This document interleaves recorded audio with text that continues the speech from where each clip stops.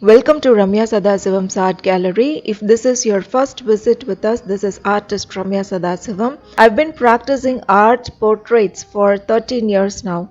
I'm a big fan of freehand style. For those of you who do not know what freehand is, drawing someone or something without the help of grid. It could be either from photo or from life, it does not matter. If you like my style of drawing, I have an online course for you. It is a course for the beginners. Course link is in the description section. So this is a portrait study of Nicki Minaj, a Trinidadian rapper, singer. She is very famous on YouTube. In this photo, I was able to find all her values, several values. So it was easy for me to define her cheeks and jaw and all the features. This is not a sketch, this is a drawing. This is something I finished within 3 hours span of time. I'm predominantly a portrait artist. I love to do portraits. In order to do portraits, it is important to know the structure of all the facial features, and it is also vital to know how to construct a face. Once when you know how to do face construction, you will be able to do a freehand portrait study from photo as well as from life